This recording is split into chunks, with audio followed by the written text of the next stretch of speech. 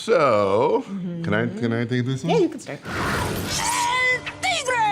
So for El Tigre, the original idea was it's a Mexican nuclear family. And it was actually called Familia Nuclear. Familia Atómica. Then from that, it evolved into this idea of a little kid whose dad is a superhero, whose grandpa's a supervillain. And that all came from us, like our families. And you are who? My name is Sandra Equihua, I'm Jorge Gutierrez, and we are the creators of El Tigre.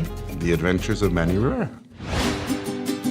I know it sounds crazy, but back then having a character or a show that was not about a Caucasian kid or girl the culture was part of super rare. Yeah. Then I'm gonna hold my breath until you change your mind. There were no Mexicans. There was no Mexican cartoon that you could latch onto. And I kept saying, like, there's a whole generation of kids who grew up watching Dora, and they hopefully think a brown main character is a normal thing. But also, you know, there was a huge untapped group of Latinos that weren't really being represented on TV. Hey, you're just a little kid. I remember sitting down with Sandra and saying, we should do something that is really personal. But it was also like based a lot on our families. And the character of Frida was based on me. The relationship I have with Jorge is very much like we're always in it together. So it's the same relationship that Manny and Frida had. When you learn that? We met at a punk rock concert in Tijuana. She was 2 hours late to our first date. I'm so late all the time. So I go into the mosh pit, taking all my aggression. I get punched in the face, and someone yells, "She's here!" And I'm like sweating, and blood's coming out of my nose.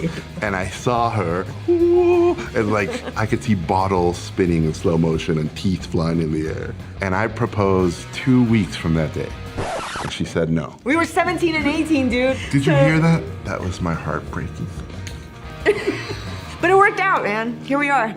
Because we were the first show to be digital at the time, we were getting some negative resistance from the veterans and the old timers at the studio. And we had to earn their respect. Watch a good boy. No, he's evil. We would be designing and writing at the same time. So I usually draw the monsters, or basically the guys, and Sandra draws all the women and anything that's cute. Cool. It was an amazing crew, and people really invested their heart and soul into the show. I don't know what you imagined, but what I imagined having your own show, this was even better. Yeah. We go to like signings, and people were coming at us with like the characters. And we were like, well, we're here for another thing, but we'll sign it for you. Yeah. Like, this is really weird that they still remember them. Just seeing how many Latino kids have come out of the woodwork saying, we can do it. There's no limitation, nothing's holding me back, and I can do it. This is a possibility. That's so sweet. It always touches my heart. Just don't stop. Keep going, you know, and keep getting inspired.